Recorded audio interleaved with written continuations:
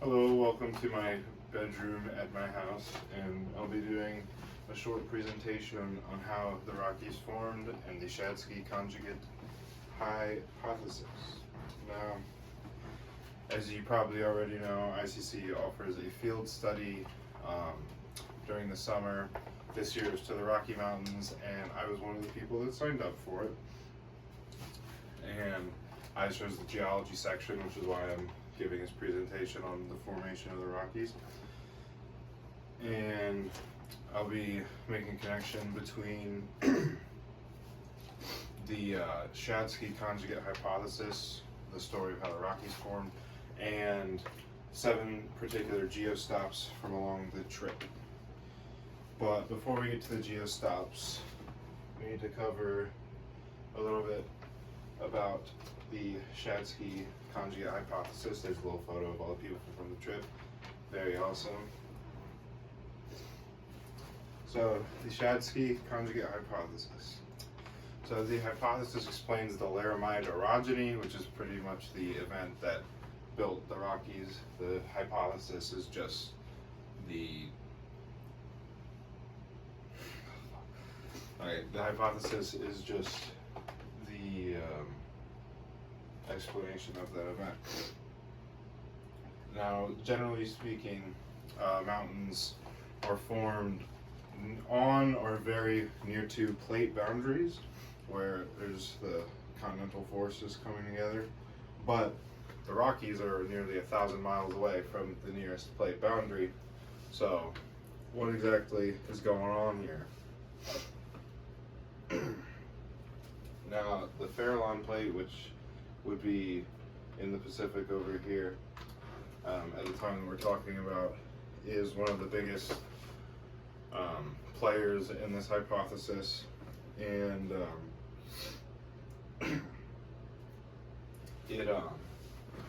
so it's coming over here. It's hitting the coast in the North American plate, and it's supposed to be subducting down at a normal angle into the mantle and melting, and that's what it's supposed to do. But somewhere along the line, something made the plate rise back up and continue flat, not going into the mantle, not melting into the other rock, and sort of pushing everything up as it goes along. And this is where the Shatsky rise or the Shatsky plateau comes into play, which you can see on this chart here, sort of the movement of it across history, or geologic history.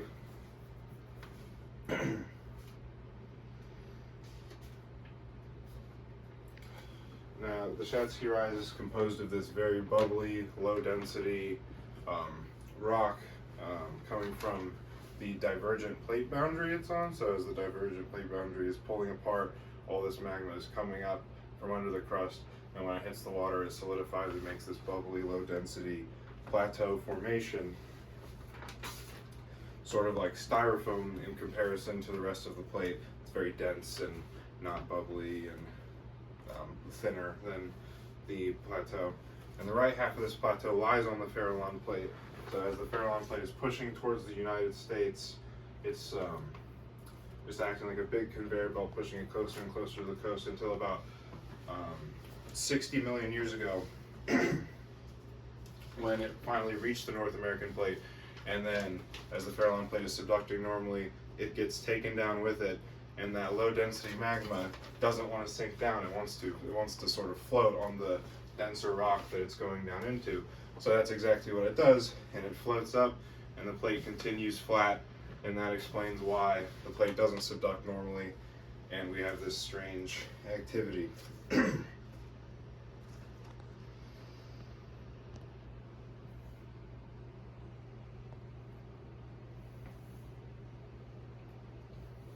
Now, as this plate keeps moving into under the west coast, it's just causing tons and tons of uplift. It's making what we call the pig stand up, is the way we talked about it, to sort of visualize the forces at work. And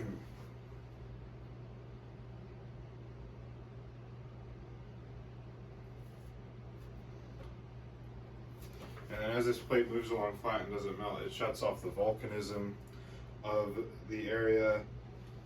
And as the pigs stand up, that is the uplift that eventually forms the Rocky Mountains. This continues until about 43 million years ago, when the plateau was pushed far enough that the Farallon plate resumed its normal subduction and moved down into the mantle, melted like it should.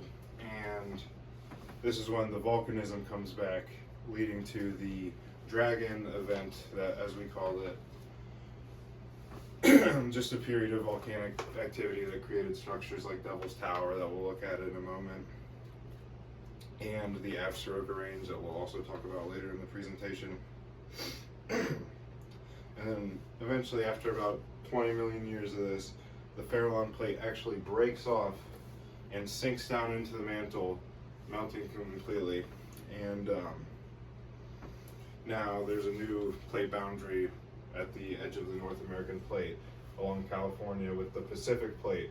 That's the San Andreas fault system that generates all the seismic activity and the earthquakes over in California. But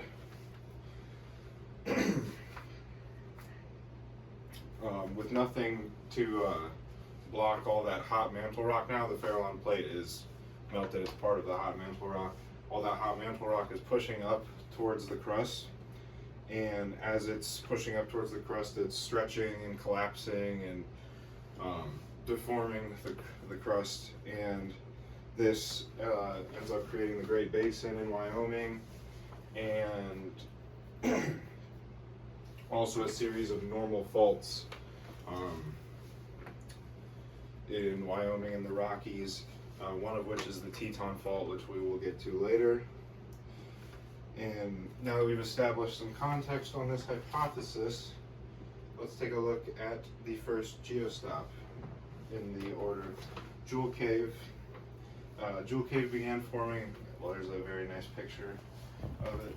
But Jewel Cave began forming about 60 million years ago at the beginning of the pig event, where the Shatsky conjugate subducted, causing all that uplift and beginning the formation of the Rockies.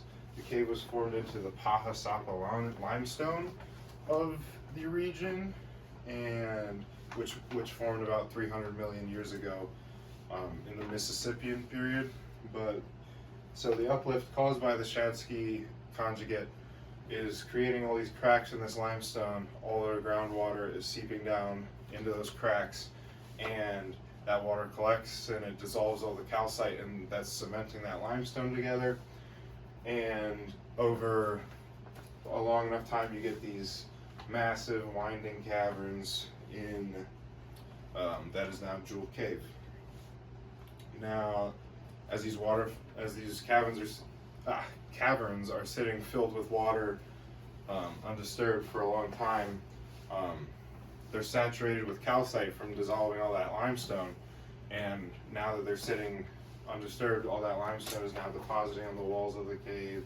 You can see, like, it's kind of hard to see the dog tooth, the nailhead spar and stuff in this photo. There's a lot going on that you can see, but it was all over the cave tour, and the walls were just covered in those calcite formations. Then after enough time, the water drains out of the cave, and all the water left over and the water that continues to seep through drips down, forming like the stalactites and the stalagmites, and then I don't see any flowstone, but flowstone as well we saw it in the cave. And those would be the speleothems, the cave formations. The next, we have the Ponca boat ramp in Ponca, Nebraska. So we were at this boat ramp. There's the Missouri River flowing off to one side, and then on the other side there were these tall bluffs sort of just towering over the river. And as we were walking along the bottom of these bluffs, there was this flaky black to gray colored rock, and that would be the Granite Shale that we saw. And as we moved a little higher, we saw another gray rock that was limestone. And then lastly, up at the top of these bluffs, there was the loess formed by wind-blown sediment long after the shale and limestone were deposited. But shale and limestone, what they have in common, they both form in deep ocean environments, and in a lot of the limestone, we saw these little curved lines, like these little formations in limestone, and those are actually fossilized giant clams from the Cretaceous called inoceramids. And these deep ocean rocks and fossils are found in Nebraska because millions of years ago, this was the western interior seaway. It was a big seaway stretching from up by Antarctica all the way down to the Gulf of Mexico, just cutting North America in half. And then you have Ponca up over here, Wyoming over here with the western interior seaway just splitting the whole thing in half.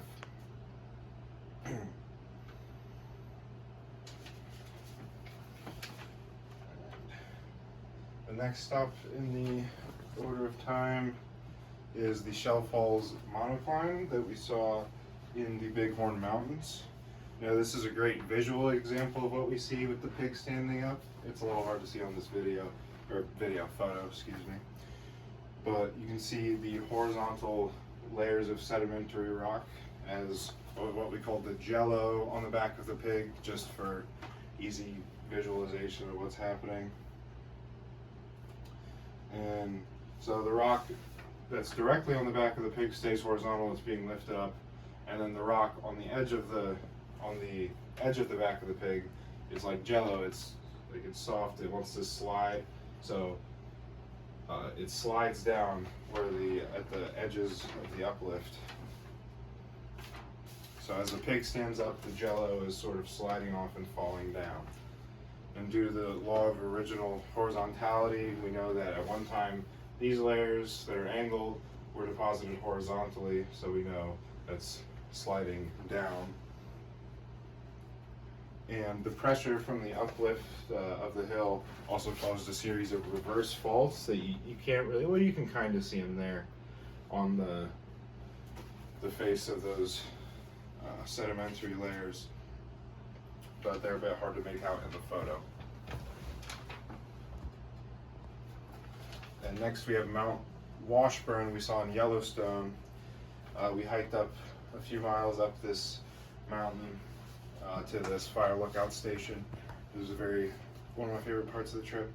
But Mount Washburn is an inactive composite cone volcano. The rocks we saw, a couple of the most common rocks we saw along the way were the volcanic breccia and andesite that formed during the Dragon event I talked about in with the Shatsky conjugate hypothesis, which was during the Eocene, and that formed the Absaroka mountain range, which Mount Washburn is a part of.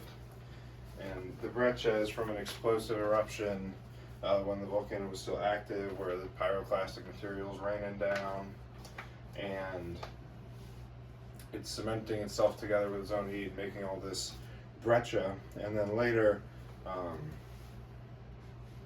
there's this andesitic magma flowing through cracks in the breccia that cut through all this breccia, then quickly cool and recrystallize into the dikes of andesite that we saw cutting through. I don't have a photo here, but we saw that all throughout the trail.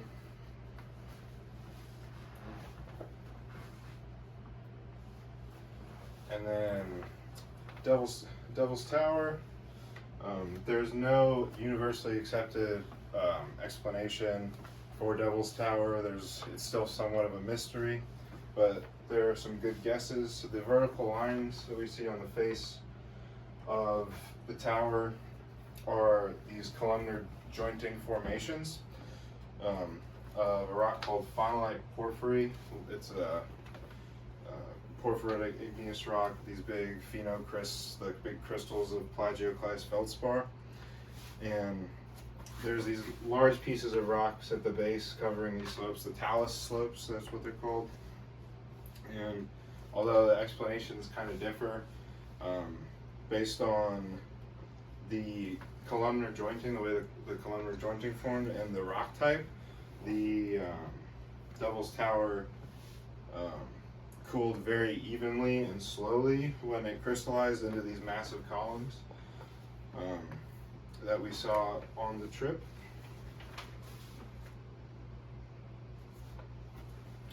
And then Resnick's table in the Badlands is this, it's not as impressive as the other ones, some of the other ones we've seen, but it is part of the Brule Formation in the White River group from the Oligocene, and it is made of fine-grained sedimentary rock with a bunch of different sizes. You have sand, gravel, mud, all throughout, different sizes of sediment and particles. And this was created in a warm riverbed environment with lots of sand and mud and gravel eroding down from the Black Hills during the dragon event we talked about.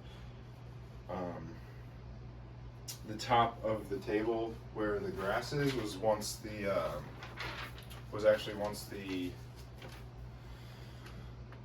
surface level of the plains there, and the grass is what's helping to keep the table shape, and that's why it's elevated above the rest of everything. So the root system of the grass sort of creates a mat that resists erosion, and then as the water rushes down the canyon, all the less resistant areas around the grass erode while the grass holds tight, and then it slowly erodes around it, and then you eventually get these table formations where it's a flat, like a very small flat plateau of grass with steep sides. And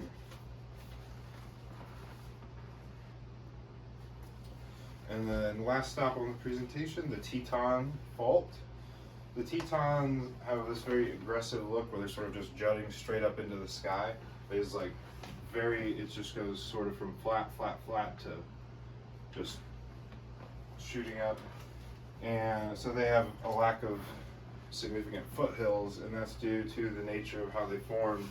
Generally, large mountains have foothills and more of a gradual change in elevation because the uplift affecting the area and pushing that mountain up also affects the areas surrounding the mountain because it's such a big event. But the Tetons were formed by the sliding of a fault.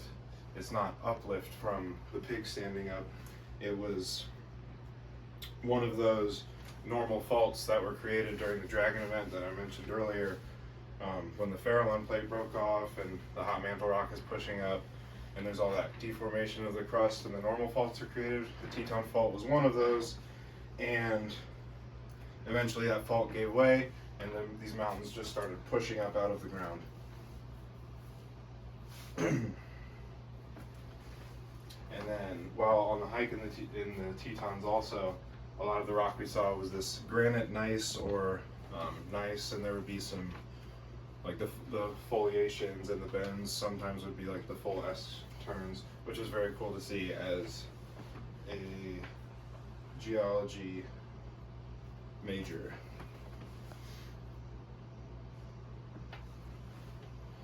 And now that was a lot of information at once, but every stop tells a piece of the story, and that is the story of how the Rocky Mountains formed.